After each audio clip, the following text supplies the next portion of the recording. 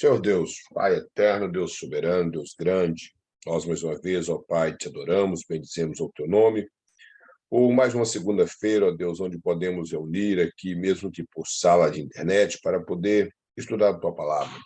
Pedimos que o teu Espírito venha ter liberdade, nos dirigir, nos iluminar, capacitando-nos, ó Pai, a compreender o que foi ensinado aqui nessa noite. Que o Senhor abençoe a vida de cada aluno que está neste momento, ó Pai, se disponibilizando a estudar a tua palavra.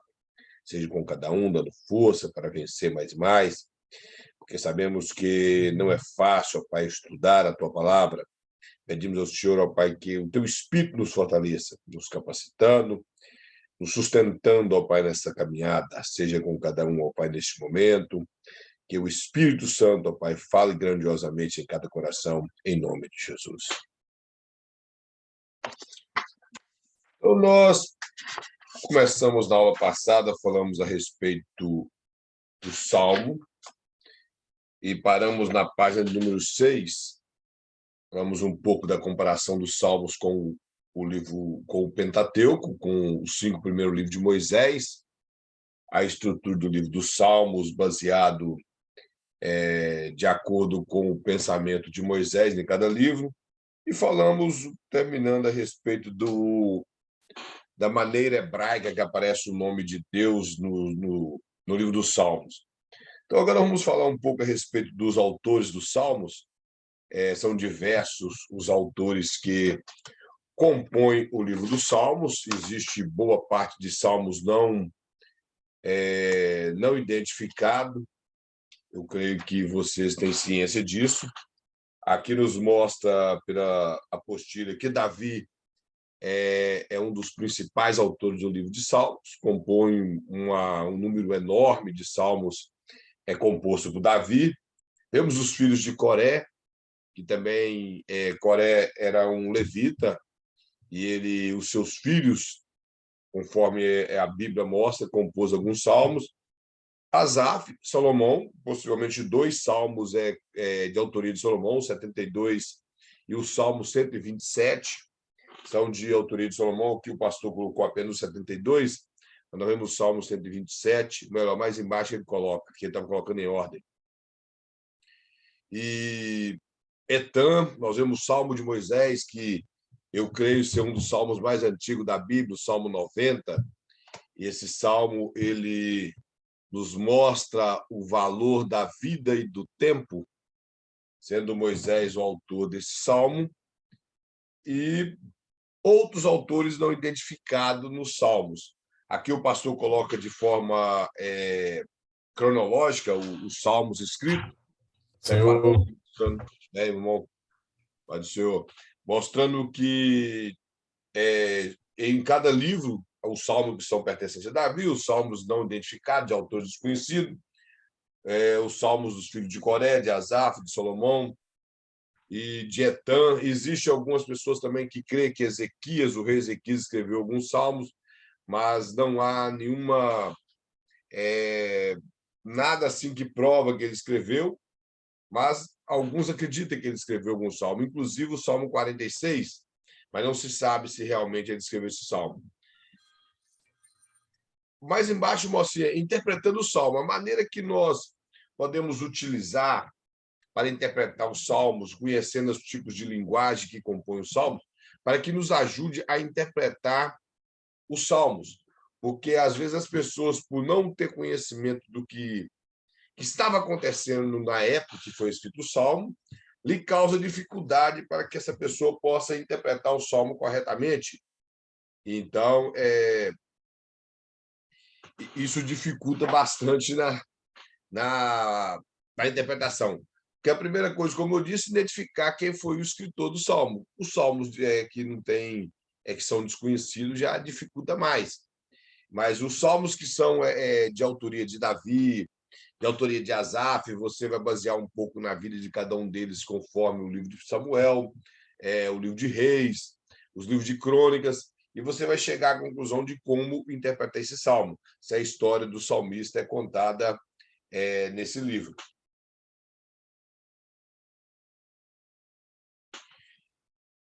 Aqui o pastor mostra que existem algumas linguagens no livro de Salmos, como que nós deveríamos conhecer para poder conseguir interpretar o Salmo. Ele mostra sobre o paralelismo. Essa questão de paralelismo são comparações que a Bíblia às vezes fazem, e muitas pessoas criam uma teologia errada, às vezes em cima, por não saber interpretar um paralelismo. Aqui o pastor mostra sobre o paralelismo sinônico, que fala que ele repete uma ideia com a mesma semelhança. Isso nós vemos no Salmo 51. O Salmo 51, o pastor mostrou aqui o Salmo 15. Ele fala que, Senhor, quem habitará no teu tabernáculo e quem morará no teu santo monte. O tabernáculo está referindo ao tabernáculo celestial e o santo monte se referindo à morada eterna de Deus. É claro que a mentalidade de Davi aqui, ele estava identificando o tabernáculo terrestre com o tabernáculo celestial, e como a cidade de Jerusalém foi edificada sobre montes, ele também, por Jerusalém ser a cidade que trazia o nome de Deus, ele faz essa comparação ao céu sendo representada por um tabernáculo e representada pelo Santo Monte, que era a cidade de Jerusalém. Só que nós sabemos que Jerusalém terrena nada tem a ver com a morada eterna de Deus. Só que nesse paralelismo ele fala quem morará no teu tabernáculo, quem habitará no teu tabernáculo, quem morará no teu santo monte, era simplesmente era como se fosse apenas uma frase que ele queria dizer, mas ele disse de duas formas para ficar gravado melhor na cabeça dos seus leitores. Os Salmos, ele faz muito isso para que a pessoa possa entender. Se você abrir comigo aí no Salmo 51, você vai entender o que eu estou dizendo. O Salmo 51, Davi, ele repete todo o Salmo 51, utilizando essa maneira didática para que as pessoas pudessem gravar o que ele diz. Ele diz assim no Salmo 51: Compadeça-te de mim, ó Deus, segundo a tua benignidade, segundo a multidão da tua misericórdia, apaga as minhas transgressões. Ou seja, primeiro ele pede a Deus para compadecer, para Deus ter misericórdia dele, e ele fala que é de acordo, porque Deus ele é muito bom, e ele fala, segundo a multidão da tua misericórdia, apaga minhas transgressões. Ele pede a mesma coisa com duas frases para que os seus leitores tivessem facilidade de gravar. Ao versículo 2 ele fala assim, lava-me completamente da minha iniquidade, purifica-me o meu pecado. É a mesma coisa, lava-me da minha iniquidade ou purificar o meu pecado, é uma coisa só. O versículo 3 fala, pois eu conheço as minhas transgressões, e o meu pecado está sempre diante de mim. Ou seja, ele conhece a transgressão dele, o que ele cometeu, porque esse pecado está sempre diante dele. Então, ele utiliza essa maneira didática para que existisse uma facilidade de gravar os salmos. Então, as poesias têm essa facilidade. Então, o paralelismo que é como que sinônimo, ele é para isso, é para que ele faz essa repetição na segunda parte do versículo, para que haja uma facilidade para se gravar o que está falando. E boa parte dos salmos que são assim, são fáceis de interpretação. Aí ele mostra no segundo aqui o paralelismo antitético. Ele apresenta um contraste entre duas ideias, que já não é um sinônimo. É algo que é falado de uma maneira e a segunda parte traz um contraste. Ele até mostra aqui o Salmo 1, versículo 6. Fala, pois o Senhor conhece o caminho do justo, mas o caminho dos ímpios perecerá. Então, o contraste aqui é entre o justo e entre o ímpio, que Deus sabe o caminho do justo, Deus conhece o caminho do justo, mas o caminho do ímpio só leva à perdição. Então, o que o salmista quer mostrar é fazendo um contraste entre o bem e o mal, entre o justo e o ímpio, entre o que é certo e o que é errado. Então, quando nós observamos esse tipo de salmo, nós temos uma facilidade muito grande de interpretá-los da maneira correta. No terceiro, ele mostra sobre o paralelismo sintético e construtivo, mostra que a segunda parte completa e acrescenta a primeira. Aí dá um exemplo do Salmo 29, versículo, fala assim, tributai ao Senhor, Filho de Deus, tributai ao Senhor, glória e força. Ou seja, convidando aos filhos de Deus a glorificar, a render glórias ao nome do Senhor e reconhecendo que o Senhor tributar ao Senhor glória e força, ou seja, ele convida a glorificar o Senhor e depois ele mostra como que se glorifica a Deus. Outro é o Salmo 47, 45, versículo 18, que fala, perto está o Senhor de todos os que o invocam. e todos os que o invocam em verdade. Então, ele mostra que o Senhor está perto dos que invocam, porém eles têm que invocar em verdade. Não pode ser simplesmente falar só de boca para Deus. Então, esse tipo de salmo, ele explica na segunda parte a maneira correta de você fazer o que a primeira parte ensina. Como eu disse, nós devemos tributar ao Senhor, porém tributar a Ele glória e força, reconhecer que Ele é quem merece toda a glória, toda a honra, a Ele pertence tudo. E no outro salmo, como eu disse, ele ensina a maneira correta de invocar o nome do Senhor. Aqui os irmãos estão entendendo essa parte? Está clara a parte do paralelismo? Como eu já falei, o paralelismo tem uns que são sinônimos, que repetem a mesma coisa, porém com palavras diferentes. O outro é o que faz contraste, e esse é o que complementa a frase para que nós façamos da maneira correta. Vai mostra que outras características da poesia hebraica. Uma das coisas são a acróstica, os irmãos sabem que é acróstica, que é quando você pega uma frase ou uma palavra e coloca ela de forma vertical e constrói uma frase. Porém, a acróstica na literatura hebraica, ela era utilizada muito através do alfabeto hebraico, de maneira que nas nossas Bíblias fica um pouco difícil de nós entendermos que a Bíblia foi traduzida para o português. Então, nem sempre a letra em hebraica é a letra certa que iniciaria a palavra em português. Então, por exemplo, quando você vê aqueles nomes do Salmo 119, no capítulo 3, me parece, do livro de Lamentações, que é Aleph, Bet. Então, isso é o alfabeto hebraico. Então, isso está mostrando que cada frase ali, em cada versículo daquele conjunto, se você observar, o Salmo 119, ele é dividido em partes. Cada ali, me parece que é de... Deixa eu conferir aqui, se é de 6 ou 8 versículos que compõem cada conjunto do Salmo 119.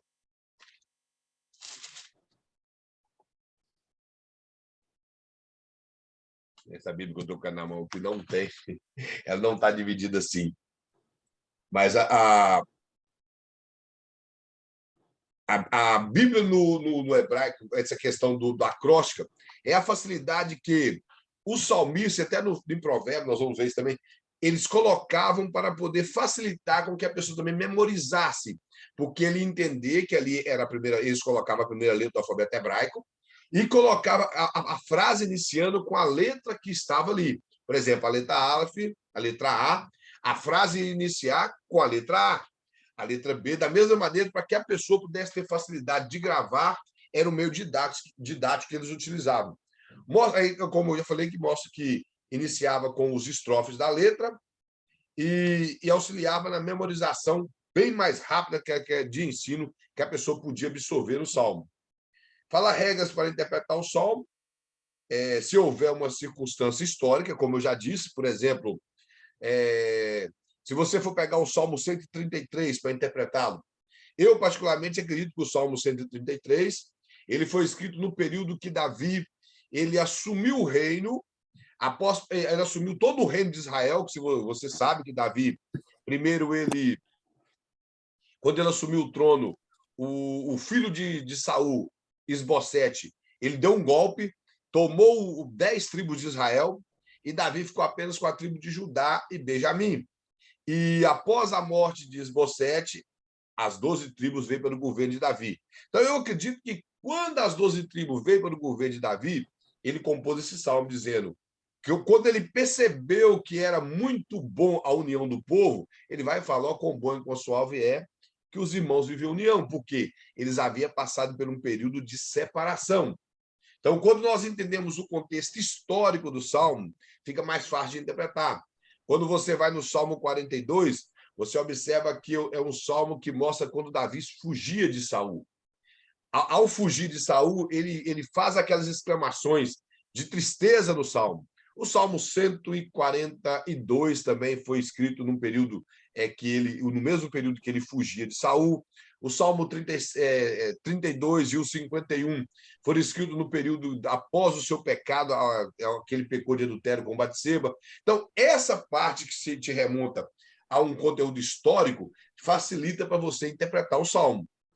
Como eu disse, o Salmo 46, eu particularmente acredito que ele foi escrito no período que o rei Ezequias venceu o Império Assírio, ele conseguiu vencer o Império Assírio, então eu creio que por isso ele escreveu o Salmo 46.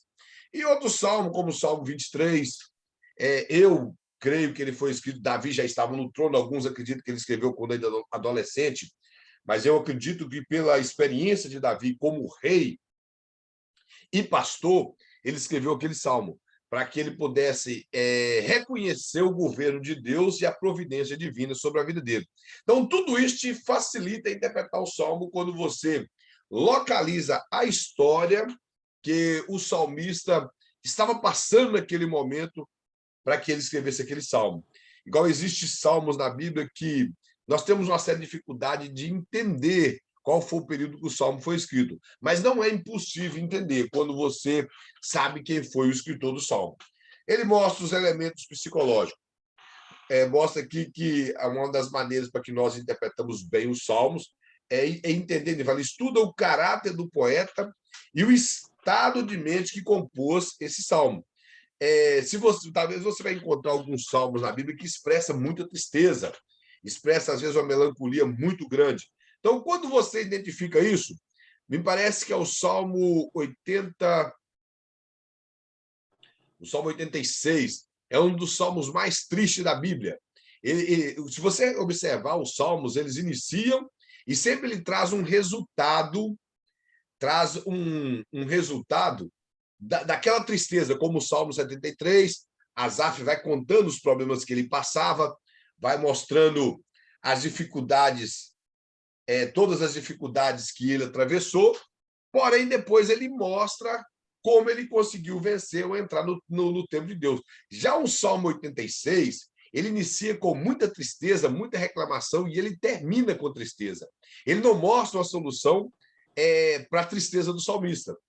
Então, quando você vai ter que interpretá-lo da maneira que está escrito lá, que, na verdade, ele tem muita clareza no Salmo 86. E você observa ali, pelas letras, que parece que o salmista escreveu ele numa angústia muito grande. E você pode estudar todos os salmos. Ele é o salmo mais triste da Bíblia, é o Salmo 86. Em momento nenhum, o salmista teve um motivo para estar alegre nesse salmo. Então, quando você identifica essa situação psicológica do salmista, te ajuda bastante também na interpretação do salmo. Por exemplo, nós temos, às vezes, que conhecer como que era a questão na época. Por exemplo, tem um salmo, me parece que é o 42, que o salmista fala que as pessoas diziam no seu coração, não há Deus. Tem pessoas que interpretam esse salmo como que se fosse o ateu de hoje, o ateu que fala que não tem Deus. Mas quando você lê todo o salmo, você chega à conclusão que o salmista não estava dizendo desse ateísmo filosófico que existe hoje, que a pessoa acha bonito negar a Deus. Eles acham que é importante você defender uma bandeira de negar a Deus, como Nietzsche, o próprio Freud, o Karl Marx, que negava a existência de Deus, todos esses sendo judeu. Porém, quando você observa o Salmo, você entende que a situação ainda é pior. É quando a pessoa nega a existência de Deus, sabendo que Deus existe.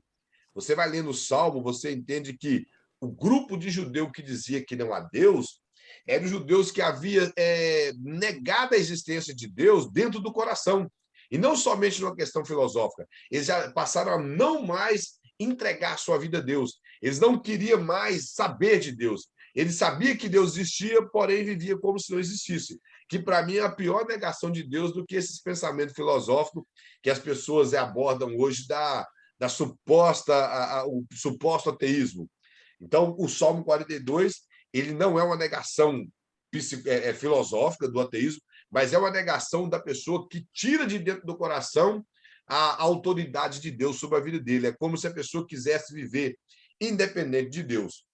Ele mostra mais que os salmos são vários tipos, são de vários tipos diferentes, isso aí nós observamos, e deve ser lido como uma unidade literária.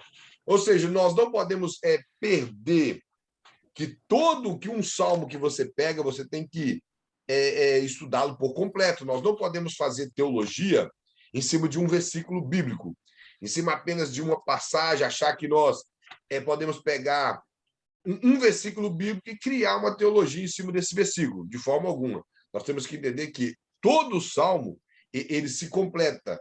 Se você não vai conseguir entender o Salmo 133, como eu falei, se você não ler todo o Salmo, conhecer o conteúdo histórico, o conteúdo teológico, por que Davi comparou a união com o óleo que descia sobre a barba de Arão, sobre a cabeça, a barba até as rodas do vestido.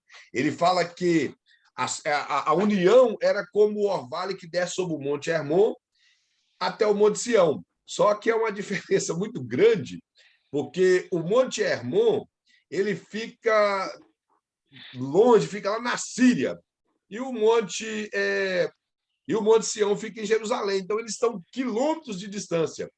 Só que se você observar o Salmo, você vai entender que ele fala que da mesma maneira que descia aquele orvalho sobre o Monte Hermon, que estava longe, também poderia descer o orvalho da união do povo de Deus no Monte Sião, que era em Jerusalém, fazendo a comparação que aquela brisa maravilhosa que descia sobre um monte poderia estar entre o povo de Deus. Ele faz a comparação da união assim, que ela estaria entre o povo de Deus em qualquer lugar do mundo. Então, isso facilita bastante na interpretação dos Salmos. Ele mostra as características especiais do livro de Salmo, que ele mostra que é o maior livro, que contém o maior capítulo, que é o Salmo 119, contém o capítulo mais curto, que é o Salmo 117, o versículo central, conforme os estudiosos falam, é o versículo 8 do Salmo 118, ele é o versículo centro da Bíblia, não que ele é o central, que ele é o mais importante, alguns falam que o versículo, como fosse o texto áureo da Bíblia, é João 3,16. Mas o versículo que está no centro da Bíblia é o versículo, conforme a divisão, né, dos capítulos e versículos, seria o Salmo 118, versículo 8. É um inário do povo de Israel. O povo de Israel tinha os salmos como um inário no Antigo Testamento, que eles cantavam em festas, eles utilizavam, como nós vamos ver aqui, em várias festas deles, nas suas peregrinações, e era um livro devocional que os hebreus usavam, que os judeus usavam para. Nós não sabemos se na parte da manhã, na parte da tarde, nas suas orações, eles sempre utilizavam os salmos. Nós sabemos que na sinagoga eles não só liam salmos, porque nós vemos em Lucas eles liam Isaías. Então, mas eles utilizavam como um livro devocional. Podemos dizer na linguagem de hoje, um livro de cabeceira, para que eles pudessem estar sempre meditando nesse salmo constantemente. Que, inclusive, o pastor até coloca aqui, e me parece que o livro de Salmo é um dos livros mais citados no Novo Testamento. Ele fala que ele traduz a palavra aleluia como louvai ao Senhor, que é um imperativo. Inclusive, a palavra aleluia, às vezes, é muito utilizada errada nas igrejas. E o pastor coloca uma outra coisa aqui que eu tenho que falar, ele postou aqui embaixo, que a palavra aleluia não tem plural, porque a palavra aleluia, ela é a palavra alei e Iá, que quer dizer, Iá é uma abreviação de Iaué, ou Iavé, né, ou Javé, e a lei seria louvar. E se você coloca no plural, é como se nós convidássemos para louvar aos senhores, e não ao Senhor. É claro que eu sei que muitas pessoas às vezes têm até problema de dicção, por isso que fala aleluias, outros não conhecer mesmo, mas Deus que conhece o coração de todos, sabe que a pessoa está se referindo a Ele ao proferir aleluia. Só que às vezes a palavra aleluia é utilizada muito errado nos cultos. Por exemplo, quando a pessoa fala aleluia, ele próprio está dizendo para louvar o Senhor. Louvai ao Senhor. Algumas pessoas falam que aleluia também significa mil glórias, mas eu não sei se há um respaldo no hebraico para provar isso. Porém, a palavra aleluia quer dizer louvai ao Senhor. É um imperativo, nos convidando a louvar o Senhor. Você pode reparar que nas Bíblias de versão atualizada, o Salmo 150 termina com a palavra aleluia e inicia com a palavra aleluia, nos convidando a louvar o Senhor. Ou seja, aleluia é louvai ao Senhor. E às vezes as pessoas falam aleluia, Jesus, falam aleluia, mas não, aleluia quer dizer louvar ao Senhor. Nós não precisamos de falar que a pessoa fala um aleluia. Ele próprio tem que sentir a vontade de louvar o Senhor. É um imperativo que nos dá. E como eu já disse, não tem plural. Eu entendo, não estou aqui criticando, eu entendo as pessoas que, talvez por falta, por dificuldade de dicção, e boa parte por não saber, utiliza sempre a palavra aleluia no plural na igreja. mostra que não existe, que nenhum outro livro da Bíblia expressa tão bem a gama inteira de emoções. Se você reparar, o livro dos Salmos, as emoções elas variam muito no livro de Salmo. Ali você vê, como eu falei, Salmo de que as pessoas estão tão tristes, tem uns que estão alegres demais, outros estão em dúvida, outras pessoas estão ali quase se apostatando. Então, salmos que expressa uma gama muito grande de sentimentos, é o livro de Salmo. Você vai ler salmos de todos os tipos. Pessoas com muita alegria, como já disse, outros com muita tristeza, como já diz no Salmo 86, onde aquele salmista ele simplesmente mostrou que ele estava numa situação bem complicada. Ele fala aqui que metade do salmo consiste em orações de fé em tempo de tribulação. Isso realmente nós vemos que os salmos é o salmista clamando a Deus em boa parte das dificuldades. Por exemplo, o Salmo 147, o Salmo 51, Davi orando, como é conhecido como Salmo de penitência, o Salmo 32, o 147 é ele rogando a Deus que protegesse ele no momento, no 142, no momento que ele fugia de Saul. Vários outros salmos, como ele fugia do seu filho Absalão, que é o Salmo 3. Nós temos os salmos messiânicos, nós vamos ver mais abaixo aqui. Então, são vários sentimentos que o salmista tem e as orações, a súplica que eles fazem no salmo, e essas orações são orações que, às vezes, pede a Deus para que possa guardá-los, que possa livrá-los. Então, são muitos tipos de salmos, de orações na Bíblia. O ponto 6 fala que ele é o mais citado no Novo Testamento, como já disse. O 7 fala que é uma literatura de estilo poético, como nós já falamos no início, que utiliza mais o ritmo do pensamento do que o ritmo da rima. Ou seja, o interesse do salmista, conforme o pastor colocou aqui, não é preocupar com a rima, e sim preocupar com a expressão da alma, e não em rimar na sua poesia, e sim expressar na sua alma mesmo o que ele estava sentindo. O seu pensamento verdadeiro é a intenção do livro de Salmos nos mostrar. E outra característica que coloca aqui. Tá. Ele mostra aqui a classificação do salmo, a maneira que os salmos são classificados pela Bíblia. Fala de salmo de aleluia e de louvor. Nós sabemos, como eu já disse, que aleluia quer dizer louvar o Senhor. Louvor são salmos de adoração. É quando o salmista ele tem às vezes nem precisava de ter um motivo para adorar a Deus, mas ele estava querendo expressar para Deus a sua adoração completa. Outro salmo de ação de graça é quando o salmista queria render graça ao Senhor por algum favor que o Senhor lhe promoveu. Ele rendia salmos de ações de graça, ou salmos didáticos que convocavam o povo a render graça ao Senhor, como o Salmo 100, que é para mim um dos salmos extraordinários, onde mostra uma liturgia de culto muito perfeita. É o Salmo de número 100, o Salmo de número 126, que é um salmo de ações de graça, após eles regressar do cativeiro babilônico, e mesmo depois de regressar do cativeiro babilônico, ter situado na sua terra, ter prosperado e ter caído novamente na miséria, eles clamam novamente a Deus para que Deus pudesse restaurá-los na sua terra. Então, é um salmo, primeiro eles estavam muito gratos a Deus, e depois entrou numa situação um pouco complicada. Como eu já falei, o salmo de penitência, que trata de confissões de pecado. Então, o livro de Salmos ele mostra isso, que os salmistas eles tinham esse interesse de buscar a Deus, a confessar os seus pecados, deixar com que Deus pudesse moldar a vida deles e mudar o caráter deles, mudar a situação da vida deles. E um dos salmos mais conhecidos de penitência é o Salmo 51, onde Davi, após pecar com Batseba e cometer um homicídio e tamanha hipocrisia, ele pede a Deus para ter misericórdia, ele confessa a Deus que ele era um pecador e homem que trazia na sua natureza caída o pecado de Adão. Ele mostra arrependimento, pede a Deus para não tirar dele o Espírito Santo, porque no Antigo Testamento o Espírito Santo não era derramado por completo como é no período de hoje. Então ele tinha essa preocupação muito grande de perder a presença de Deus na vida dele, completamente contrário de Saul. Quando você lê os livros de Samuel, Saul não tinha preocupação com Deus, ele tinha preocupação com o trono. E todas as vezes que ele preocupou em buscar Deus, ele preocupou em buscar para que Deus desse uma resposta que ele não perderia o trono, que Deus não rasgaria o seu reino. E Davi não preocupou com o trono, ele preocupou com a presença do Espírito Santo. O que ele teve preocupação ao pedir perdão a Deus é com a presença do Espírito Santo e a salvação, porque ele já havia perdido aquela convicção. Porque quando ele fala dá-me alegria da salvação, é claro que o pecado dele afetou a salvação dele. Ele comprometeu a salvação. E após ele arrepender, talvez ele, pelo o que o Salmo mostra, ele não se sentia bem com Deus. Então ele pede a Deus para reavivar aquilo dentro dele. Isso às vezes acontece, irmão, com muitas pessoas, às vezes eles pecam.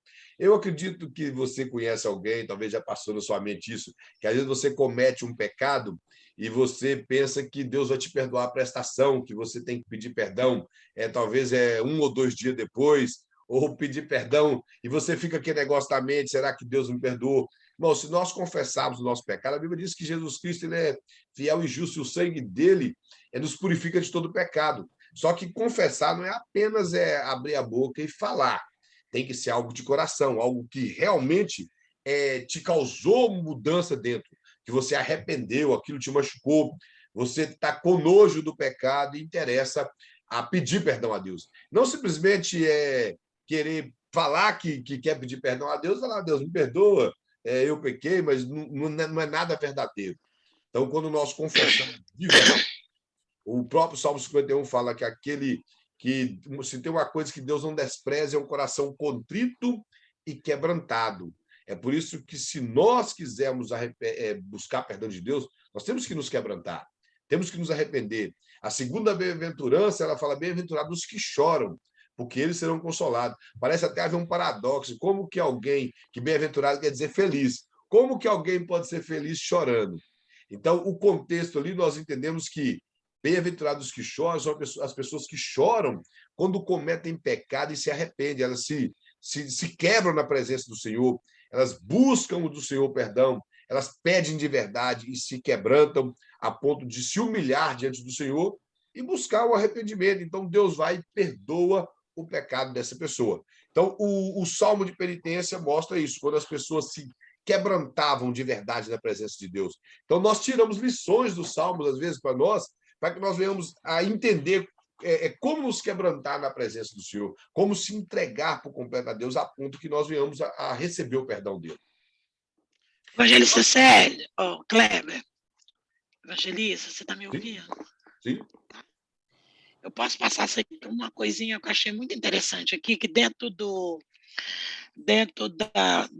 ponto judaico, né? O Salmo 51.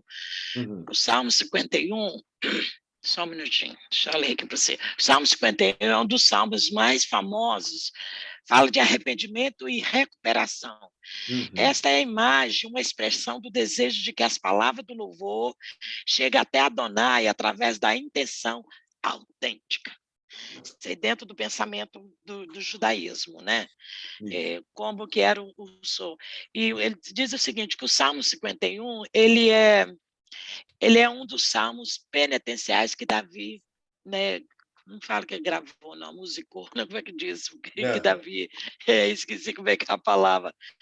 Todos os salmos louvam o Senhor. Eles permaneceram como leituras populares ao longo do tempo, porque os temas do rei Davi era universal. Ele expressou o fardo da humanidade em seus testemunhos sagrados. Isso aqui dentro da visão do judaísmo. Os judeus em si, eles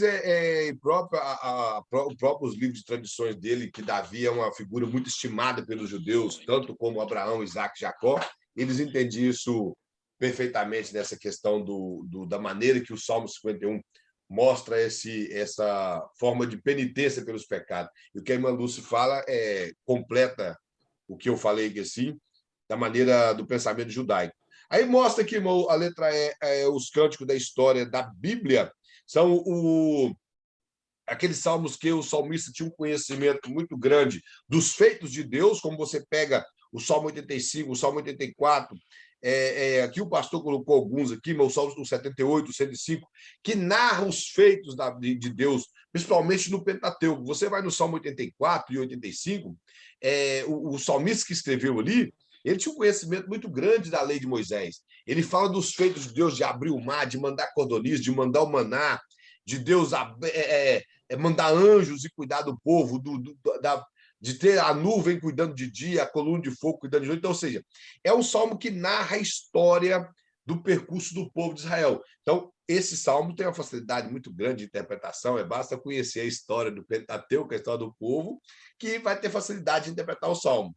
Fala do salmo que fala da majestade divina, como o Salmo 24, que é um salmo que está relacionado até à glorificação de Cristo, e mostra o quão grande é Deus, que ele é criador de todas as coisas, mostra ali que o homem, a maneira que o homem deveria portar-se diante da grandeza de Deus e portar-se diante do que Deus fez, e mostra Cristo sendo glorificado. Quando é falado, levantai a porta as vossas cabeças e entrará o Rei da Glória. Então, nós vemos que quase todos os teólogos interpretam isso quando Cristo foi assunto ao céu. E então, é um salmo que mostra a majestade de Deus, a majestade de Cristo, a majestade divina. Fala dos cânticos litúrgicos, que eram os cânticos cantados em festas, como já disse, o Salmo 15, que foi até citado no início aqui, é um dos salmos de uma mensagem bem dura, mas ele era utilizado nas liturgias que existiam, talvez, dos cultos do Velho Testamento. O Salmo 24, 45, 68, mostra o salmo de confiança e devoção. São os salmos que o escritor expressa aquela confiança em Deus e ele devota a sua vida em Deus através dessa confiança. Por quê? Ele sabia que Deus ia suprir, ele sabia que Deus ia guiar, ele sabia que Deus não ia desamparar ele em momento algum. Então, e mostra os cânticos de romagem, que são 14 salmos. Romagem quer dizer peregrinação. A conta do Salmo 120 ao Salmo 134, melhor, são 15 salmos. Que eram os salmos utilizados quando o povo de Israel eles iam às festas de Jerusalém, as 3 festas, eles tinham que ir em pelo menos uma das festas, as festas dos pães asmos, da Páscoa e do Pentecostes, o tabernáculo, tanto faz. O Pentecostes, na verdade, é utilizado, mas na Bíblia, na Septuaginta. Então, esses salmos, eles eram utilizados para que eles cantassem no período que eles estivessem indo de peregrinação até Israel, para que eles pudessem participar de alguma dessas festas. E há também alguns comentaristas que utilizam que no tempo de Salomão existia 15 degraus, e que cada degrau que eles subiam, eles utilizavam desses salmos para cantar. O primeiro degrau, Salmo 120, e de acordo com a nossa Bíblia, que eu não sei se na Bíblia hebraica os salmos estão colocados dessa maneira, e ir até o Salmo 134 até chegar ao último degrau. Inclusive, alguns estudiosos até falam que no período do rei Salomão, do tempo de Salomão, as pessoas, quando Salomão escreve que o povo não guardava o seu pão entrar na casa de Deus, era por não fazer toda essa liturgia de cantar os salmos até chegar no último degrau. Só que pode nem sempre ter respaldo bíblico. É uma história até bonita, mas, por exemplo, o Salmo 126, ele não existia na época de Salomão, porque o Salmo 126 é um salmo que foi composto depois do cativeiro babilônico. E Salomão viveu mais de 150 anos antes do cativeiro babilônico. Então, a teoria fica um pouco perdida. Mas, e o templo de Salomão foi destruído. E quando ele escreveu o Eclesiastes, na sua velhice, o Salmo 126 ainda não tinha sido composto. Então, eu não creio que essa teoria possa fazer parte de uma teologia verdadeira. Mas uma coisa os salmos eles eram cantados no percurso até Jerusalém, para que ali eles pudessem participar de alguma das festas de Jerusalém. O Salmo de Criação, que relata o poder criador de Deus, são salmos, como eu já disse, que remonta ao livro de Gênesis, algumas partes do profeta Isaías, que declara o quanto Deus ele é poderoso e ele criou todas as coisas. Os salmos didáticos e sapienciais, que são salmos que revelam a sabedoria de Deus, e aqui o pastor coloca como o Salmo 119, o Salmo 12, o Salmo 133, um dos salmos que para mim, que ele mostra a grandeza e a sabedoria de Deus, é o Salmo 139. Tem uma parte no Salmo 139 que o salmista, no versículo 15, ele fala que ele ficava espantado a maneira que Deus viu o corpo dele ainda informe, quando ainda não estava nada formado, eu já tinha visto, e escrito no seu livro. E ele fala ainda mais que ele viu que Deus, ele teceu todos os tecidos do seu corpo, foi tecido pela mão de Deus. No versículo 16, ele fala assim, e se eu fosse contar os feitos do Senhor, na versão hebraica, fala de gente, se eu fosse contar os feitos do Senhor, eu dormiria e acordaria e não chegaria aos fins dos feitos do Senhor. Porque Deus é tão grande que o termo, na verdade, quer dizer que ele cochilaria, e quando ele despertasse, ele não conseguiria chegar aos finais daquilo que Deus fez, porque Deus, ele realmente pode fazer todas as coisas. E Deus faz coisas extraordinárias. Então, o salmista, ele faz isso no Salmo 139. Fala de os salmos messiânicos, o Salmo 2, o Salmo 23, 24, o 22, 23, 24, todos são salmos messiânicos. Começa com o Salmo 2, que mostra Jesus reinando sobre a terra, mostra o seu poder, o seu governo. Salmo 16, como eu falei, o Salmo 22, que mostra ali Jesus sendo desprezado na cruz, mostra todo o sofrimento de Cristo, e vários outros salmos. E os salmos imprecatórios, irmãos, essa parte é que eu queria chegar. Alguém que sabe o que é imprecatório? Você sabe o que é imprecatório? Alguém sabe fazer com a mão?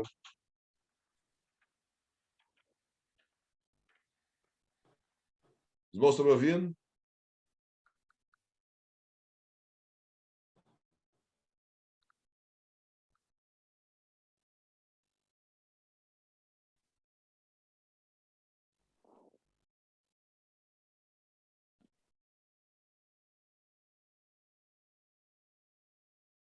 Os irmãos estão me ouvindo ou não?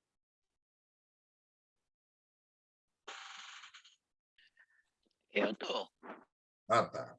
Eu estou perguntando, tem mais alguém ouvindo? Pode abrir o que parece que não sei se está congelada a câmera dos irmãos, a minha. A câmera está congelada para alguém aí?